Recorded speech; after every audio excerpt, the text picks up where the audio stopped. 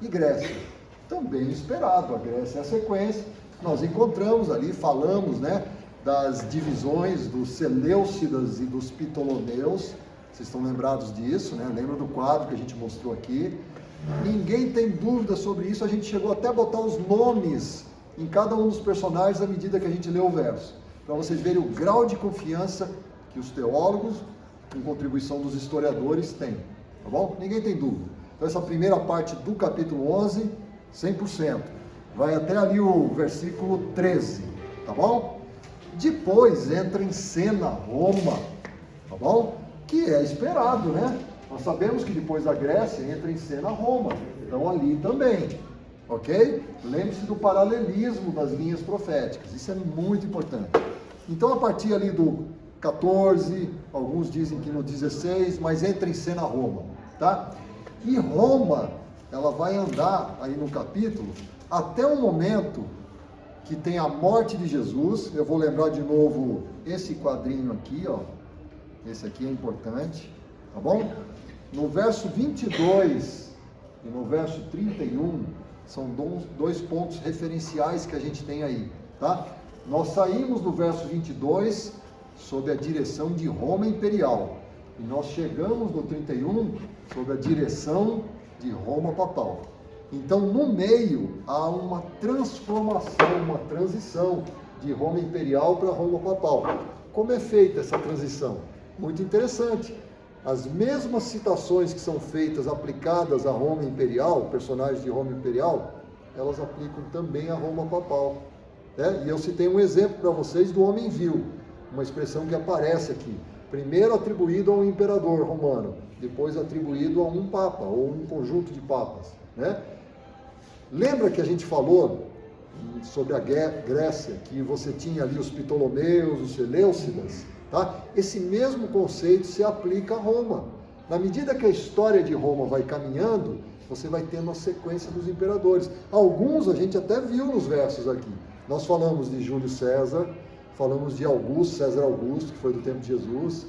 Citamos um pouquinho antes Cleópatra, Marco Antônio aparece aqui. São personagens que vão aparecendo. E no momento que você se move, depois então, depois de César Augusto, então, né, sobe ao poder Tibério, que é aquele homem vil que a Bíblia coloca aí, né, e que ele não tinha grandeza real. Ele subiu, ele não era descendência. Lembre-se que ele era filho adotivo, tá bom? Então ele sobe ao trono ali. E aí começa uma sequência de imperadores. Como que a Bíblia trata isso? Não mais como personagens, mas falando de episódios, o que eles faziam, tá? Então, por exemplo, nós vimos ali, bom, primeiro no verso 22, claro, mostra as conquistas que Roma fez, né, as forças inundantes, e depois fala do príncipe da aliança, né, que era Jesus, ou seja, aqui nós colocamos a cruz, crucifixão de Jesus ali, ainda sob Roma Imperial. Pode falar. Serão destruídos. O príncipe da aliança serão destruídos. É de Jesus. Sim, exatamente da cruz, tá? Porque lembra que foi no tempo de justamente... Essa palavra destruído é uma tradução. Não, ali, veja só, a forma como é colocado aqui, às vezes é uma forma meio nebulosa. Por isso que você vai lendo a história toda, conhecendo a história e os personagens, você vai conseguir identificar.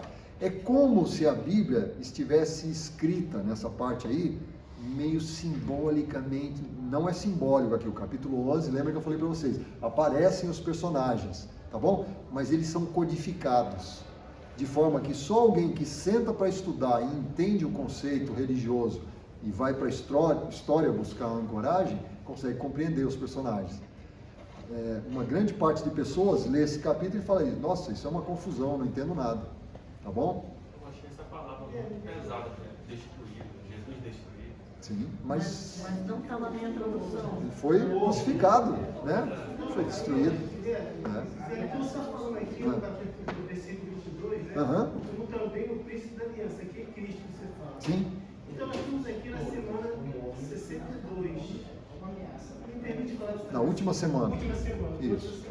A 70, semana 70. É 70, né? Nós Isso. estamos exatamente aqui. Exato. Verso 22. Perfeito. Que Tá bom? ele é morto, aí tem a 70 semanas cumpre-se, então, o período de graça para o povo judeu. Né? Isso, acontece. Não é o objetivo desse capítulo detalhar, já foi falado isso, né? Isso aí. Perfeito. Tá? É exatamente isso. E é uma questão de tradução também, porque o meu fala que serão quebrantadas, como também o príncipe da aliança. Então, olha só, o que é quebrantar? linguagem, né? O que é quebrantar? É causar dor, sofrimento. Aqui fala, bom dia pessoal, aqui está falando das forças inundantes. Quem são as forças inundantes? Obviamente, no contexto aqui que a gente está lendo, é Roma, tá? E Roma, com seus imperadores e os seus legionários, invadiu muitas terras. A gente leu isso antes, né? A movimentação de Roma, em capítulos anteriores, fala que ele se movimentou para o norte, para o sul e para a Terra Gloriosa, tá?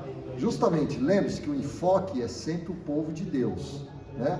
Por isso que aqui menciona a ação civil de Roma, civil não, militar, né? Ação militar, movimentação militar de Roma, mas não deixa de mencionar no ponto certinho ali, olha, e Roma também afetou Jesus, o príncipe da aliança, né? Foi Roma que matou Jesus, né? Na prática. Aqui não entra no mérito, foram os judeus que entregaram. Não, isso está relatado em outras partes da Bíblia, não precisa. Tá bom? Isso, vai falar sobre essa parte aí. Exatamente, a gente tem que fazer esse link, finalzinho do capítulo 9, poder ampliar um pouquinho a visão. Vocês entenderam porque Deus é didático? Ele vai colocando as 4 linhas proféticas e elas vão aumentando em complexidade, mas ao mesmo tempo dando enfoques diferentes? É justamente para isso. Para quando você chegar no capítulo 11, você já sabe do que se trata, porque você já olhou outros capítulos. Tá bom? Bom, o importante para a gente é que a gente sabe que no verso 22 é o momento em que Cristo é morto. Então nós estamos ali, em que ano que ele foi morto? Ele começou ali o batismo dele no ano 27, ele foi morto no 31, tá bom? 3 anos e meio, lembra que foi o ministério, exatamente metade da última semana, daquelas 70 semanas que a gente estudou, no capítulo 9, tá bom? Então aqui nós devemos saber que nós estamos na morte de Cristo. Por que eu falo isso?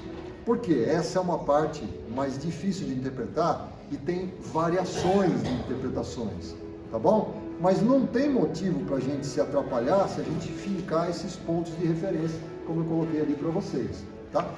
E aqui, então, do 25 até o 30, é uma parte, uma metamorfose que acontece aqui. Então você tem que ler assim, eu estou falando de Roma Imperial. Roma Imperial, opa, agora eu estou falando de Roma Papal. Houve uma metamorfose aqui, tá bom? E daí a Bíblia segue com Roma Papal, tá?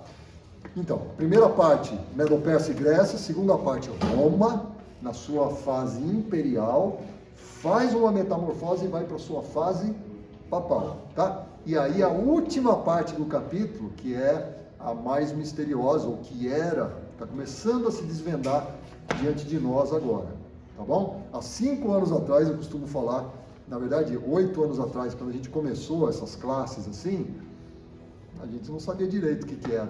Chegava ali, a gente falava assim, pessoal, isso é futuro, a gente não sabe. Era assim que fazia mesmo, tá? Não, mas eu quero meu ticket de volta, eu paguei para estudar o capítulo inteiro. Sinto muito, né? Não fui eu que escrevi, tá bom? Mas agora não, agora a gente já começa a ver como as coisas mais ou menos se delinearão, tá bom? E eu vou apresentar os versos 40 até o 45 semana que vem. A gente vai se dedicar só a ele, tá bom? Porque tem implicações óbvias, nós estamos vivendo nesse período, né? Então eu acho que é interessante, né? Mas bacana.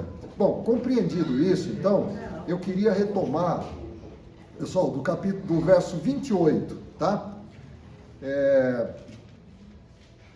Pode ser o 28, um pouquinho antes. Vamos pegar o 25, só para a gente fazer uma leitura, lembrando que a partir do 25 ali, vai estar uma mescla entre a ação de Roma Imperial, ou você pode encaixar também as cruzadas, tá bom? O que foi o fenômeno das cruzadas? Eu passei muito rápido na outra aula, tá? Vamos só falar um pouquinho mais sobre isso para vocês entenderem, né? Entre o século 11º e 13º, foram feitos movimentos, tá? Eu já vou falar mais sobre esses movimentos, e eles operaram, assim, mais ou menos, numericamente, oficialmente, foram feitas 8 cruzadas, tá? Oficiais. Mas qual o motivo dessas cruzadas? Por que elas se chamaram cruzadas? Né? O que acontece? Vocês têm que entender que a partir... Vamos voltar um pouquinho, pena que eu não estou com a caneta aqui para desenhar hoje. Mas tenta imaginar, tá? Nós temos Roma Ocidental, lembra que a gente estudou isso tudo na escola, né? Roma Ocidental e temos Roma Oriental. Quando as tribos bárbaras invadiram o Império Romano, essas tribos bárbaras que depois se transformaram nos modernos países da Europa, né? Eles esfacelaram Roma e tiraram o poder a ponto de o imperador, para subir ao trono, tinha que pedir permissão a quem era o caudilho que estava governando ali perto de Roma, tá? Bom, chegou a um ponto em que o imperador transferiu a sede para Constantinopla, dando início então a Roma Oriental, tá bom? Roma Ocidental foi fragmentada com as tribos bárbaras. Mais tarde, quando essas tribos bárbaras, pelo menos aquelas três, lembra os 3 chifrinhos lá que a gente estudou lá no capítulo 7, Daniel? Eram 10, 3 chifres caem, sobe um chifre pequeno e se torna poderoso, com a boca, os olhos, e falava coisas insolentes. A gente estudou que é o papado, né? O papado, ele sobe no vácuo dessas 3 tribos que elas cedem, elas estavam em torno ali de Roma, né? Um pouco mais afastada, mas num conluio entre o Papa e o Imperador lá de Constantinopla, tá? Essas 3 tribos caem e sobe então Roma, o Papa, se torna poderoso ali. Mas continuou o império chamado Bizantino, que é o Império Roma Oriental. Vocês ouvirem falar, Bizantino é Roma Oriental, com sede em Constantinopla, tá bom? Tudo muito legal, muito bacana, mas aí começaram a vir hordas de turcos chamados, fugiu a palavra agora, Seleucidas. Não é Seleucidas. Não, tem uma outra expressão, mas não importa, tá? É um tipo de turco diferente dos que habitavam ali em volta de Constantinopla. Eles vieram lá das pradarias da Rússia, toda aquela região ali, e começaram a invadir. Não conseguiram tomar Constantinopla, tá bom? Mas eles fecharam toda a área de Constantinopla. E o que está para baixo, mais para o Oriente, o que está? Que área que é? Justamente a Terra Santa, tá bom? Agora imagine, desde que o catolicismo subiu, né, se tornou importante, uma das coisas que era praxe, quando você pensa nas ordenanças do catolicismo, é você fazer as suas jornadas de fé visitando a Terra Santa, tá bom? Hã? Não é nem evangelismo, é penitência mesmo, tá? Para visitar, você tinha que visitar. Então imagina que um grupo de peregrinos, né, tentando fazer essa peregrinação até Jerusalém, a Terra Santa, aquela região ali, antigamente eles iam tranquilamente, ok? Não tinha nenhum problema. Eram pessoas, em geral, que tinham poucos recursos, muitas vezes tinham dificuldades na viagem, mas chegavam, faziam sua peregrinação. Com a invasão desses turcos, eles tomaram aquela área, o que vocês podem imaginar que começou a acontecer? Os turcos, eles têm uma ascendência islâmica, tá? Que é contra o cristianismo em essência. Eles toleram o cristianismo, mas eles são contra, tá bom? Como que a gente sabe que eles toleram? A gente vai estudar isso lá em Apocalipse, tá? E a história mostra isso mesmo, que eles de certa forma toleram os cristãos e os judeus, tá? Por quê? Porque são o povo do livro, e eles seguem alguns conceitos que estão na Bíblia também, é por isso que eles toleram, mas claro que eles controlam. Tá? E essas hordas de turcos estacionados e dominando todo o caminho para a Terra Santa começaram a virar guerrilheiros, pessoas que assaltavam os fiéis que iam fazer as suas viagens até a Terra Santa. Isso causou um problema, a ponto de não se poder mais fazer essas viagens. Tá? Isso motivou, lá na origem, então, o Papa Urbano II, né, foi o primeiro que lançou a primeira cruzada, né, foi o primeiro que tomou essa iniciativa e oferecia-se a salvação e a vida eterna para aqueles que pegassem arma e fossem lutar ali para liberar a Terra Santa do domínio desses turcos que estavam ali causando um incômodo, tá bom? Nem todas as 8 cruzadas foram semelhantes, uma parte delas, algumas delas foram bem sucedidas nos propósitos, tá? Qual era o propósito? Liberar Jerusalém. Eu mencionei até para vocês aqui que muitas vezes eles estraçalhavam as pessoas, né, que estavam ali, e ainda se ajoelhavam em gratidão a Deus, né, com o sangue correndo, né, dos oponentes. Mas nem todas foram assim. Algumas cruzadas foram de um fracasso estrondoso, tá bom? A ponto de ter... Vocês lembram de uma figura chamada São Francisco de Assis? Ele se tornou muito famoso em uma das cruzadas em que os povos que foram empreender a cruzada, eles foram ao Egito. Por quê? No Egito havia os califas, tá? Nessa época, a gente está acostumado a pensar, né, Egito sempre no tempo de Moisés, tempo de José, né? Ali os semitas dominavam, depois os egípcios, mas agora você tinha turcos controlando ali, eram os famosos califas que controlavam, entendeu? Então, quando eles vinham na ideia de liberar Jerusalém, em geral iam até o Egito, tentando também tirar do domínio ali desses califas, tá? E teve uma das cruzadas em que o exército veio mal acondicionado, sem suprimentos suficientes e ficou cercado. Eles iam ser trucidados pelos califas e os turcos que viviam ali, tá bom? São Francisco de Assis, ele vem então com as suas roupas típicas, né, de andarilho, né, uma pessoa bem simples. Ele vem e ele entra no meio do poderio do exército ali, dos califas, e faz uma negociação em que, se eles permitissem que aquele exército que estava cercado saísse, eles teriam uma paz de 8 anos. Então foi assinado ali, né, foi feito ali um contrato, né, para que liberasse. Então por isso ele se tornou muito famoso, tá? Por conta disso. Não santo, né? Hã? Não santo. Não tem nada a ver com santo, mas o São Francisco de Assis, esse personagem, ele atuou nessa parte, né? Agora, por exemplo, eu mencionei para vocês que um dos papas, ele tomou a iniciativa, sem exército, sem nada, ele foi até a Terra Santa e só com base em negociação. Ele falava muito bem o idioma, né?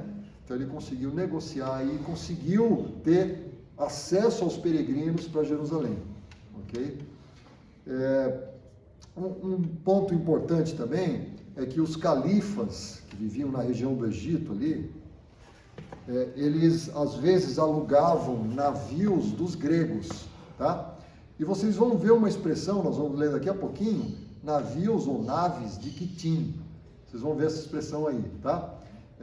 Lembre-se que é uma possibilidade, eu não estou afirmando, tá? Mas é uma possibilidade que seja uma referência a uma dessas cruzadas em que os califas alugaram esses navios para combater os exércitos que vinham ali para liberar a Terra Santa, tá? Então, assim, vocês vão notar que na leitura que a gente vai fazer, mostra que as cruzadas, além de terem sido sanguinárias, de terem sido, como é que eu vou usar a expressão?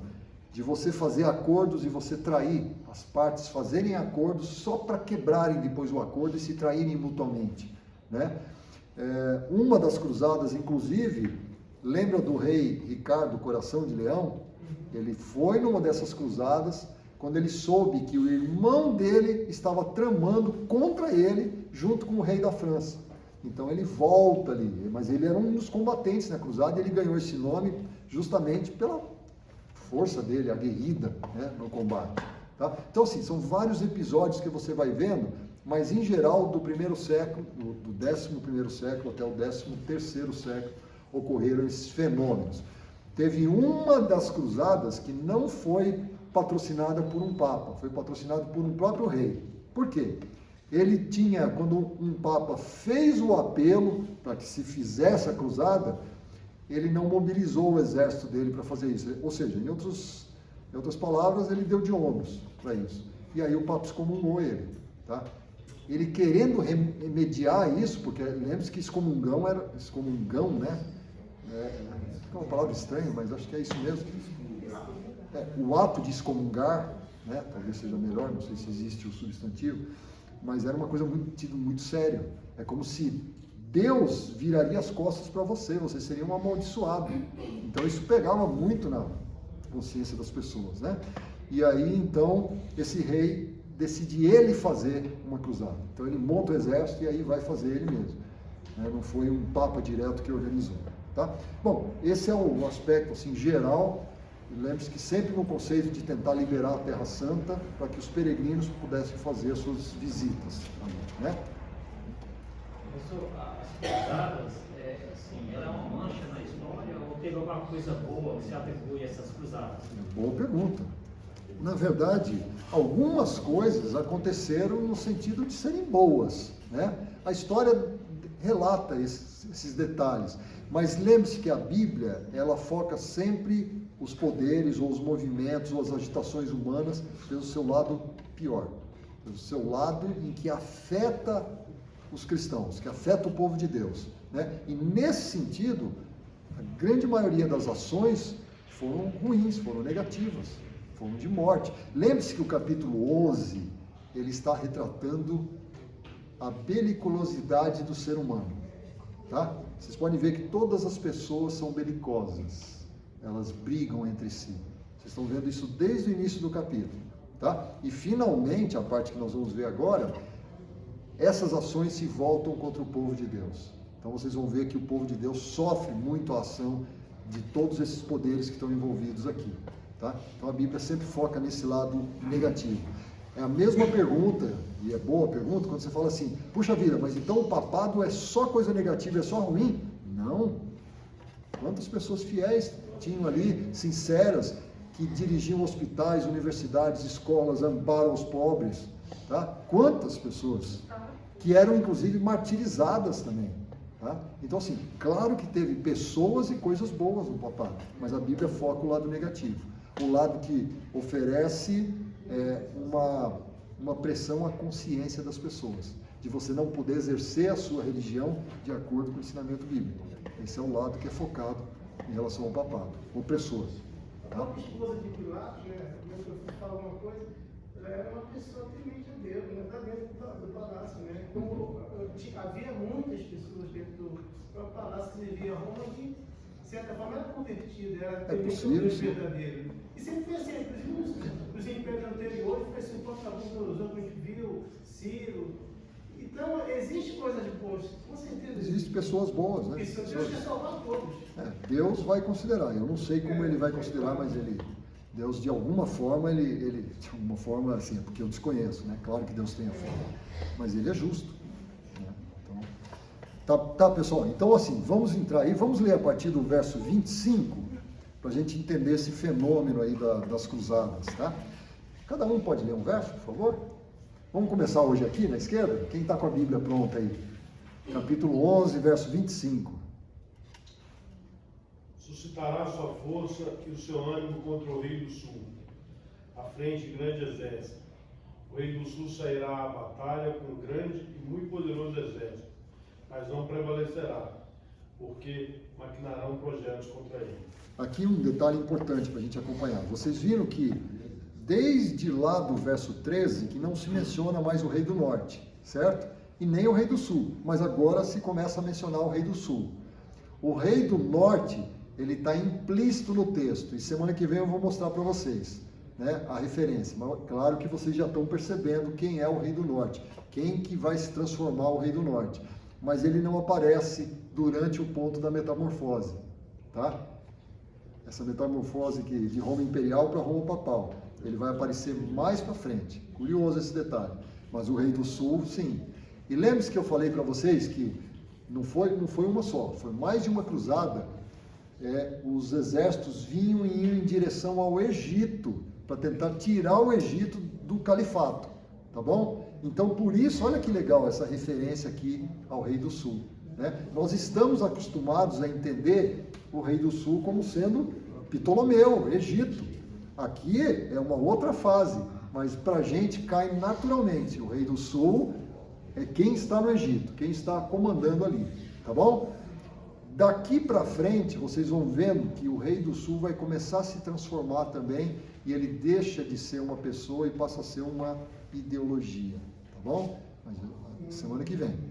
Mas o rei do norte está em transformação ainda, então a Bíblia não chama ele ainda rei do norte, até o momento em que ele se fixar como papado, tá bom? Isso é curioso a gente observar, tá bom? Tenham isso em mente. Então aqui, ele suscitará a sua força, né? Está implícito aí o rei do norte, mas a Bíblia não menciona, tá? Está implícito aí que é Roma, e principalmente Roma papal. Ele então faz um combate ao rei do sul. Então você já começa a juntar as coisas, tá? Nós estamos aqui possivelmente nas cruzadas. Vamos ler o verso 26? Mas, desculpa, só acrescentando, tá? Vocês veem que são alocados os exércitos, mas fala ali, mas não prevalecerá, porque maquinarão projetos contra ele. Pessoal, sempre a intriga, sempre a injustiça, sempre o não cumprimento dos acordos firmados, em nome de qualquer coisa, tá? Seja em nome de arrancar ouro do estômago dos infiéis, que eles imaginavam, né? Que no desespero eles engoliam os ouros dele para preservar, eles rasgavam o estômago para ver se achava, né? Seja nessas coisas, seja em acordos mais amplos, não se era respeitado, tá? Então, não podia dar certo, eram projetos que não davam certo mesmo. Olha como a Bíblia é delicada e precisa num único verso. Verso 26. Pelos seus próprios conselheiros que o levaram a... Você está no 26? 26. É diferente a tradução. E os que comerem os seus manjares o quebrantarão, e o exército deles se derramará. E cairão muitos transpassados. Olha aí, pelo que eu falei para vocês. Estão percebendo? Parece notícia de jornal, né? Você está lendo um jornal aqui, né? Interessante. Verso 27. Também esses dois reis terão um coração atento para fazerem o mal, e uma mesma mesa falarão a mentira. Mas isso não prosperará, porque ainda virá o fim no tempo determinado. Isso. Esses dois reis aqui podem eventualmente ser justamente as figuras, né, desse futuro rei do norte, que está em formação aí, e o rei do sul. Mas alguns leem aqui também a mentira e a perfídia que caracterizou esse período, entendeu? Você sentava na mesa, você comia. Lembre-se que para o Oriente, quando você come com alguém, você é amigo daquela pessoa confia em você. Para quê? Eles comiam só para depois destruir. Percebeu aqui o detalhe? É justamente o que a gente vê na história. Podem ler, tá? Peguem algumas informações aí das cruzadas que vocês vão ver isso aqui que está aparecendo, tá? Portanto, eu acredito que isso aqui, a melhor interpretação aqui, se refere mesmo às cruzadas. Assim como Deus, lá no verso 13 desse capítulo, achou por bem relatar a batalha de Rafia, que foi uma batalha extremamente dolorosa pelas perdas humanas, tá? Ele achou por bem relatar esse fenômeno das cruzadas aqui, né? Então, assim, outras interpretações que tem não fazem muito sentido. Como eu falei para vocês, alguns continuam achando que o texto está se referindo a outros imperadores, e vários imperadores em sequência. Sim, mas até quando? Qual é o foco da Bíblia? Não é Roma, tá? É trazer para a parte religiosa, né? Então não vai se concentrar nisso, né? A gente já sabe disso pelo estudo literário que a gente fez das outras linhas proféticas, tá bom? Verso 27, então. 28, desculpe, 28. Isso. Então o homem vil tornará para a sua terra com grande riqueza, e o seu coração será contra a santa aliança. Ele fará o que lhe aprouver e tornará para a sua terra. Olha só agora, primeiro aqui eu lembro de novo a referência ao homem vil. Para que vocês não esqueçam, só batam um olho no verso 21, que estava se referindo a Tibério, ou seja, o imperador romano, o homem vil. E agora, depois de toda essa metamorfose, em tempos já de cruzadas, quem que estava no cenário no tempo das cruzadas? 11º, 13º século. Já era papa, tá? Já era o papado, já comandava o cenário. Tudo bem, você tinha lá Roma bizantina, né? Mas naquele aspecto da Europa, era o papa que comandava. E aqui uma referência ao homem vil. Perceberam a metamorfose acontecendo aí? Agora nós vamos estar tratando já com aspectos religiosos, não mais com aspectos do Império Romano secular. Tá bom? Bom, o que acontece? Olha só. Animados com o fenômeno das cruzadas, em que eles mandavam exércitos, e esses exércitos, quando eram bem-sucedidos, voltavam com riquezas, tá? E faziam as suas conquistas, né? Olha o que a Bíblia fala aí. O seu coração, então, ele se volta contra a Santa Aliança. É como se a gente dissesse assim: o papado ele percebeu que, em vez dele fazer movimentos para tentar liberar a Terra Santa, ele podia agora fazer movimentos contra os hereges, tá? Que estavam surgindo. Lembre-se que nos primeiros séculos, né, 11º, daí para frente, começam a aparecer os reformadores, né? O mais ilustre deles é Lutero, mas teve outros reformadores séculos antes, tá? E uns reformadores bebiam na fonte dos outros ali, ok? Fora isso, tinha os povos valdenses, albinenses e outros ali que moravam nas montanhas, vocês conhecem a história, para escapar dos rigores do papado, tá? Então eles se refugiavam nas montanhas. É como se esse poder agora, ele volta a arma dele agora para dentro da Europa, tá? Para atacar aqueles que eram inimigos deles. Eles não acostumaram a atacar os turcos lá na Terra Santa, agora eles se voltam para o próprio ambiente que eles viviam. Vamos atacar os hereges. Nós estamos aqui no século 100? Então, do 100 a 1100 até 1300, nós estamos falando ali das cruzadas, tá? Como isso aqui vem em seguida, então nós estamos ali por volta disso aí, quando começa a aparecer os reformadores de forma mais evidente, tá? Atuando contra Roma explicitamente, né? Então vejam que as coisas se encaixam aí, né? Então ele fala ali, ó, se volta contra a Santa Aliança. E o que é a Santa Aliança? O que é a aliança? É um pacto? A aliança é um pacto, não é isso? E a Bíblia fala diversas vezes em pacto. O que é o pacto que Deus fez com o homem? Fez primeiro lá com Adão e Eva, lá no início, depois fez com Israel no Monte Sinai, antes fez com Abraão, né? A gente estudou até um pouco aí atrás na lição, né? Aquilo lá, aquela cerimônia, né? Eu já tinha feito um pacto com Abraão, mas depois ele reforça, pegando aqueles animais, cortando as metades, deixando lá. Nós vimos que Abraão passou o dia inteiro enxotando as aves carnívoras ali, né? Aliança de fidelidade, pacto de fidelidade. O homem para com Deus. Sobe um pouquinho mais o nível, sim, de fidelidade a Deus. Mas qual é o objetivo mais amplo? Qual é o pacto que Deus fez com o homem? Salvação. Tá? Esse é o pacto que sempre Deus fez com o homem. Então, quando fala aqui a Santa Aliança, está falando o santo plano de redenção do homem. Ou seja, a verdade bíblica. Tá bom? A verdade bíblica. Então, esse poder se volta contra a verdade bíblica. E aí, o que ele fazia, eu tenho que configurar esse negócio aqui. O que ele fazia, então, lá na Terra Santa, ele passa a fazer agora internamente na Europa, perseguindo os hereges. Tá bom? Verso 29. Olha lá. E fará o que lhe aprover, e tornará para a sua terra. Tá? Então, nitidamente, ele volta a fazer as coisas na sua terra. Tá? Onde é a sua terra no contexto aqui? Europa. Tá bom? A gente sabe que ali é o berço do papado. Tá? Fará o que lhe aprover. É nítida essa frase, né? Ele faz como ele quer, ele tem o poder total, então ele faz. Ok?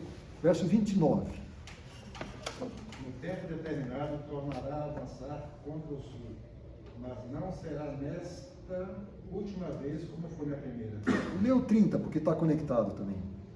Porque virão contra ele navios de Quitim, que lhe causarão grande tristeza, voltará e se indignará contra a Santa Aliança.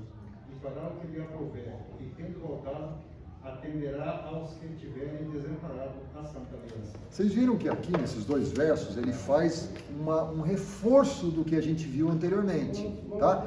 Ele volta meio que mencionar o efeito ali das cruzadas, fala, ó, tornará a avançar contra o sul. A gente já sabe que avançar contra o sul, dentro do conceito que estava ali um pouco antes, é fazer a cruzada, tá bom?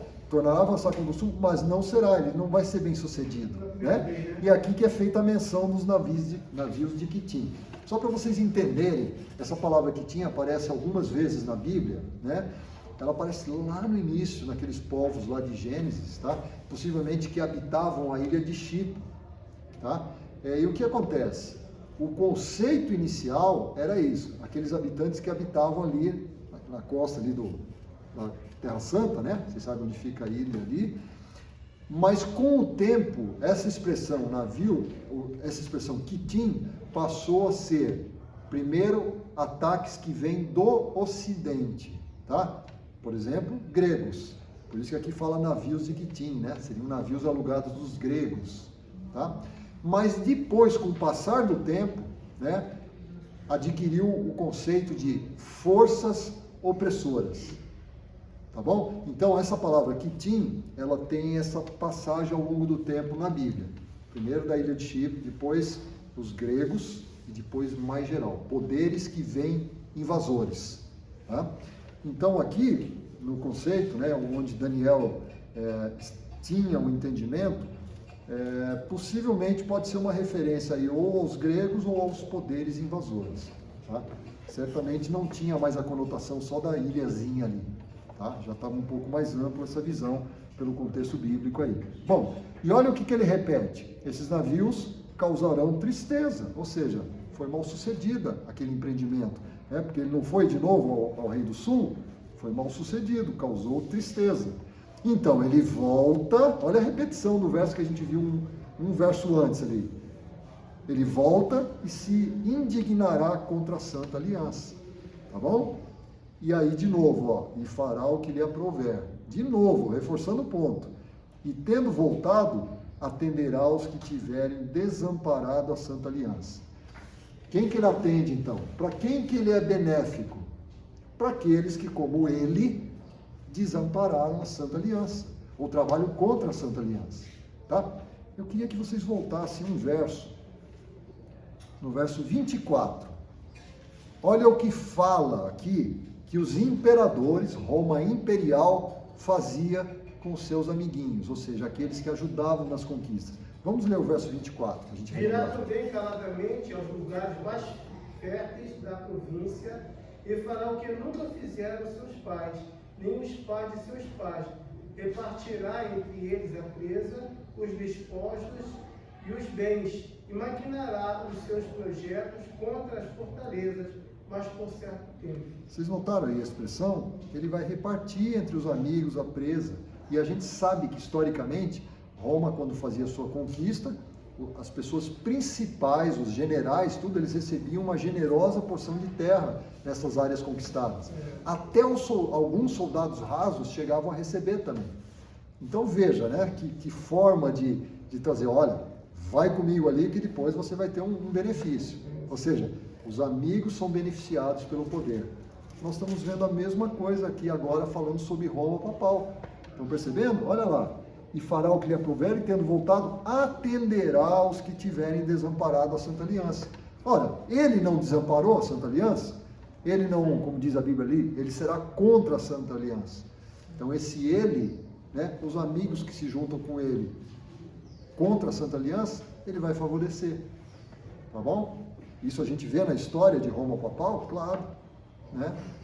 Roma papal dizia quem ia subir ao poder, né? Quando não subia uma pessoa que era coerente, ele fazia, tentava excomungar, para tirar vários recursos, tá? Eles agiam dessa forma também. Então, sempre no conceito aí, vejam que a linguagem agora é religiosa, desamparando a Santa Aliança. Nós estamos agora em plena Roma papal, tá bom? Verso 31, que é o nosso marco ali, tá bom? Sairão forças e profanarão o santuário, a fortaleza nossa, e tirarão o sacrifício diário, estabelecendo a abominação desoladora. Primeiro assim, vamos entender agora bem essa palavra. A gente já ouviu essa expressão, abominação desoladora, tá? Vamos primeiro dar um pulinho lá em Mateus e vamos ver Jesus se referir a essa expressão. Mateus 24:15. Quem pode ler para mim?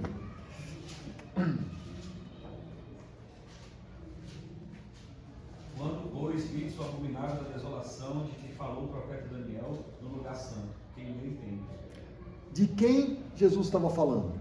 Qual era o evento mais imediato que Jesus estava falando? E que se referiu como abominação desoladora? O cerco de Jerusalém. Então, quando vocês virem os exércitos pagãos, né, que são uma abominação a Deus, porque eles adoravam o seu estandarte, as hostes romanas, as legiões romanas, né? Quando vocês virem os exércitos cercando Jerusalém, e aí Jesus segue na profecia, abominação desoladora, tá? Vamos entender um pouquinho essa palavra, o que seria uma abominação? Tá, uma explicação boa está em Deuteronômio 17, do 2 até o 5. Deuteronômio 17, 2 até 5. O que fala aí? Quando no meio de ti, em alguma das tuas cidades que te dá o Senhor, teu Deus, se achar algum homem ou mulher que proceda mal aos olhos do Senhor, teu Deus, transgredindo a sua aliança, que vá e sirva a outros deuses e adore ou ao sol ou à lua ou a todos os exércitos do céu, o que eu não ordenei, e te seja denunciado, e o ouvires, então indagarás bem. E eis que, sendo verdade e certo que se faz tal abominação em Olha a palavra aí, abominação. então levarás o homem ou a mulher que fez este malefício às tuas portas e os apedrejarás até que morram. É algo sério, abominação, considerado pela Bíblia. Tá? Então, o que é, resumindo ali? Né? Quando você estiver transgredindo a aliança. Olha a expressão no verso 2. Né? Fizer mal, proceda mal aos olhos do Senhor, transgredindo o pacto, transgredindo a aliança. Não é o mesmo que aquele poder está fazendo? É o mesmo. E Jesus se referiu, inclusive, à fase de Roma imperial também, que seria uma abominação, né? Inclusive desoladora, ou seja, que causa destruição, né? Uma abominação. Então esse é o conceito que a gente tem de abominação. Também, professor, fala de uniões abomináveis. Isso, exatamente. Tá? Uma abominação, uma profanação. Lembra que a expressão no verso 31? Olha lá, deles sairão forças que profanarão. Vocês querem ver um exemplo interessante? Não sei se todo mundo sabe aqui. Êxodo 20, 25. Vocês conhecem o conceito de um altar de pedras. Deus não mandava fazer altares de pedra para oferecer ali o sacrifício? Vocês sabiam que esses altares eles tinham que ser de pedras rústicas? Não podia passar ferramenta para cortar e nivelar as pedras.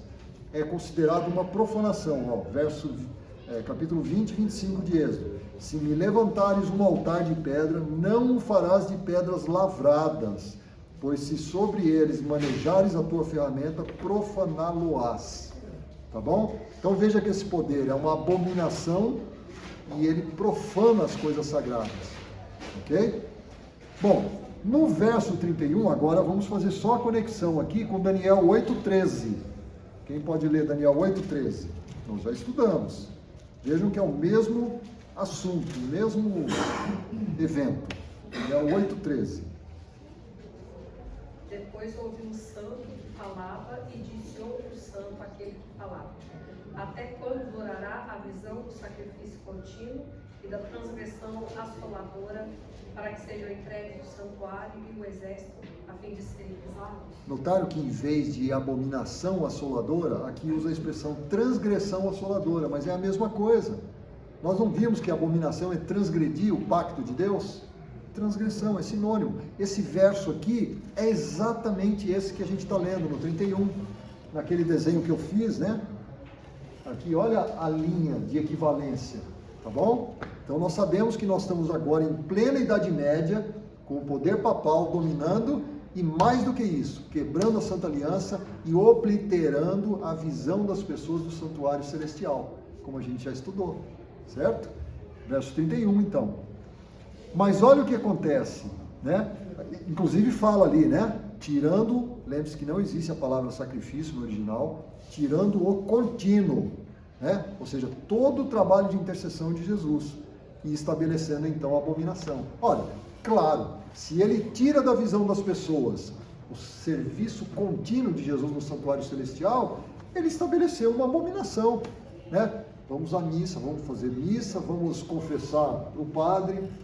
Quando você pegar o pão da Santa Ceia, aquilo ali de fato é a carne da divindade e eu passo a manipular a divindade, etc, etc, etc. Tá? Uma abominação, totalmente. Então, eu estou colocando agora, se responde se for cabível. Então, eu estou colocando o seguinte, quando ele tem você falou de Constantinopla aí. Então, essa fase é a fase do Constantino, né? Do imperador Constantino, ele traz essa abominação para dentro da igreja, né? Não, entenda assim, a Bíblia não está falando de Roma Oriental, tá bom? Aqui está se tratando o aspecto agora do Roma papal, ou seja, o catolicismo romano, né? O que ele fez em relação. Lembre-se que o foco da profecia agora está em Roma ocidental, né? Ex-Roma ocidental, barbarizado, né? Ou seja, tomado pelas tribos bárbaras, que formaram os países da Europa, mas que agora tem o Papa como liderança máxima. Tá? É nesse ambiente da Idade Média que nós estamos tratando nesse momento do capítulo. Tá? Esquece o Roma Oriental, que não é mencionado aqui. Tá? Verso 32, né? Aos violadores da aliança, ele com lisonjas defenderá, mas o povo que conhece ao seu Deus se tornará forte e ativo. Lembra de que a gente leu? Os amigos tudo, né? Para os outros nada. Percebeu? É o mesmo espírito agora do papado. Só que a Bíblia põe um alívio para a gente aqui. Mas o povo, quem é o povo? Que está sendo perseguido por esse poder que está quebrando a aliança. Mas o povo que conhece ao seu Deus se tornará forte e ativo. Aqui tem uma lição para a gente. Tá? Não basta você ser religioso e defender os seus pontos doutrinários corretos pela Bíblia se você ficar escondido em casa, passivo. Percebeu? O seu povo se torna ativo. Os valdenses, com o risco da própria vida, divulgavam o Evangelho. Né? Nós não chegamos nesse nível ainda. Mas a senhora Ellen White fala que se nós não fizermos o trabalho em tempo como deve ser feito, nós vamos ter que fazer esse trabalho em tempos difíceis. Vai ficar mais difícil ainda. Né? É o caso que está dizendo aqui. Então isso aqui é uma lição para a gente que vive no tempo do fim. Tá? Avançar um pouquinho mais, o 34. Desculpa, 33. Os sábios entre o povo ensinarão muitos. Todavia, cairão pela espada e pelo fogo, pelo cativeiro e pelo roubo por algum tempo. Isso. De quem nós estamos falando aqui? Quem que vai cair pelo fogo, pelo cativeiro, pelo roubo? O povo de Deus. Os que eram chamados hereges, mas que eram as pessoas que tentavam manter a doutrina bíblica. Tá bom? Eles caem. Mas olha só o 34. Olha que bacana. Em que época que nós estamos no 34? Tentem entender. Durante esse tempo de perseguição, o povo de Deus receberá a ajuda de alguns, mas muitos o ajudarão só por interesse próprio. Isso. Percebe que o povo de Deus recebe uma ajuda. Em algumas traduções aparece, como na minha aqui, um pequeno socorro. O que é o pequeno socorro que começou a acontecer? Voltando aqui, rapidamente. Nós estamos agora no tempo, passamos o 31, nós estamos agora depois da reforma, pessoal. A reforma colocou Roma papal um pouco para baixo. Eles fizeram, claro, a contra-reforma, tá? Houve perseguição ainda, mas segurou um pouco Roma, tá? Então, todos os reformadores que se levantaram para falar contra os ensinos de Roma papal, colocaram a Bíblia na mão das pessoas, e com a Bíblia na mão das pessoas, Roma já não tinha mais tanta liberdade de ação, ok? Olha que detalhe curioso. Então, quando vocês lerem esse verso, pequeno socorro, nós estamos em plena reforma, tá? No auge aí da reforma. Verso 35. Desculpa, só terminando, mas muitos se ajuntarão a eles com lisonjas, tá? Mesmo a reforma enfrentou problemas de pessoas com falsidade, que se juntavam à reforma, mas queriam apenas fazer a sua atividade militar, né? Combater e tal, não eram sinceros. A gente lê isso na história com relação também à reforma, tá? Verso 35. Alguns dos necessários serão mortos, mas isso será um meio de purificar e aperfeiçoar o povo de Deus. Isso continuará até chegar ao fim, no tempo marcado por Deus. Isso. Ou seja, está falando aqui da Idade Média. Haveria perseguição, mas veja que a perseguição faria o quê? O povo de Deus seria provado, purificado, embranquecidos. Até quando? Até o tempo do fim. Quando é o tempo do fim? Aqui, ó, quando vem a ferida mortal, 1798.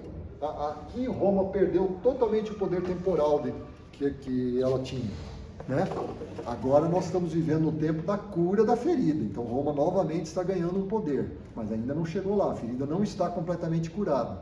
Mas veja que esse texto está falando como iria caminhar até o início do tempo do fim, quando Roma seria, né, ferida gravemente, mas sobreviveria. Tá? Muito bem, verso 36. E este rei fará conforme a sua vontade, levantar-se-á, engrandecer-se-á sobre todo Deus, e contra o Deus dos deuses falará coisas espantosas, e será próspero, até que a ira se complete, porque aquilo que está determinado será feito. Aqui várias coisas. Notaram como começa esse verso?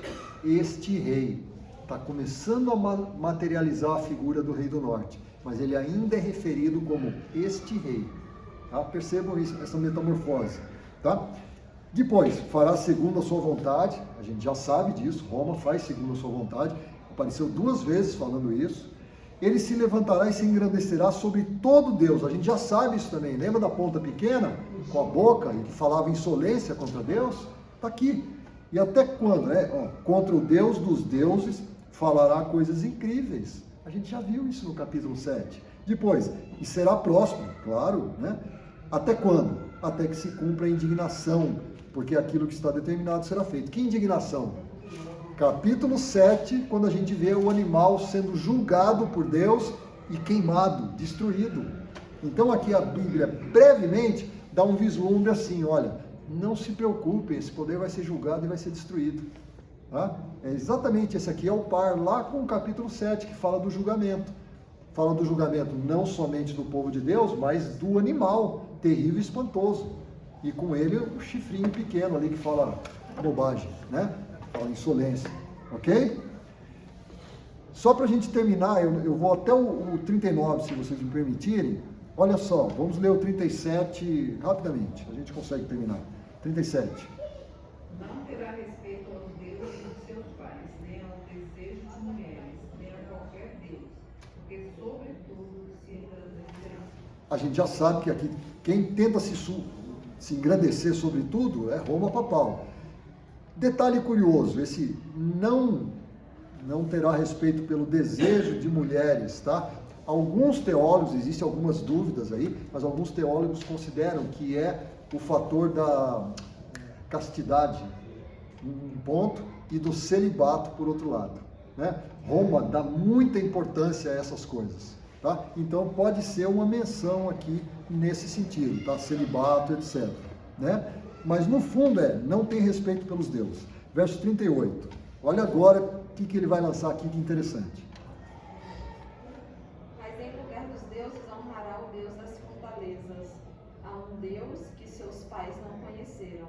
Honrará com ouro, com prata, com pedras preciosas e coisas agradáveis. Pessoal, quando você lê essa expressão fortaleza, ela aparece algumas vezes no capítulo, sempre tem uma conotação de um local, um território, tá bom? Então assim, olha só o que ele está dizendo aqui. Ele honrará o Deus das fortalezas. Se esse poder atuava na Europa, ele passa a honrar o quê? Os governantes dos estados, entendeu? Ele usa isso, ou seja, é um poder que, apesar de religioso, ele tem algumas características humanistas. Ele valoriza esses deuses das fortalezas, tá? Existe também uma tradução aí que é possível, que fala assim, a gente vai ver no próximo verso, né? Ele está mais no próximo verso, mas já adianto aqui. Trabalhará para as fortalezas mais fortes com um Deus estranho. Essa poderia ser a tradução do original, tá? Tem algumas dificuldades em relação a essa tradução. Ele pode tanto se associar com esses deuses, né, os reis, etc., como pode utilizá-los para fazer as suas ações. É curioso isso aí. Mas olha curioso, só para completar, pode falar. Tanto é que fala sobre honrar com ouro, prata, ou seja, então assim, não só valoriza como, né, dá presente. Entenda o próximo verso, para vocês verem o que pode ser isso aí. Leiam o 39. Olha só que interessante. Com o auxílio de um Deus estranho, agirá contra as poderosas fortalezas, e aos que o reconhecerem, multiplicar-se-á a honra, e fá-los-á reinar sobre muitos, lhes repartirá a terra por prêmio. Me fala, qual é o Deus estranho que é venerado pela Igreja Católica? E ele é estranho, porque é diferente de todos os deuses que você está acostumado a ver por aí. Não, o Papa não é Deus. Qual é o Deus estranho? que é venerado. Qual? Maria. Maria. Tá? Pode ser uma explicação. E olha só, ele gasta ouro, prata e pedras preciosas para adornar esse Deus estranho. E ele usa esse Deus estranho para conseguir as fortalezas poderosas ali. Então veja como pode ser uma referência aqui a esse, entre aspas, Deus importante do catolicismo, que é um Deus estranho, porque é uma mulher virgem, né, que deu à luz Jesus. É um Deus estranho, nunca teve isso, os pais não conheceram, ninguém nunca ouviu falar de um Deus dessa forma, tá? E ele usa esse Deus, né? O papado usa esse Deus para conseguir as suas coisas ali. E aí repete, né, o que vocês já viram: aos que o reconhecem, multiplica a honra. Ah, novidade. Como o Imperial já fazia isso? No 38, na minha tradução, fala assim: mas ele adorará o Deus protetor das fortalezas, a esse Deus que os seus antepassados não conheceram. É um Deus estranho, tá? Foi forjado dentro do catolicismo. Não existia isso no passado, né? Tem uma continuação histórica, quando Roma invadia, conquistava, pegava os deuses e trazia para dentro. Depois transformava para entrar para o cristianismo. Então, tem a deusa Estar, por exemplo, seria Maria. Isso.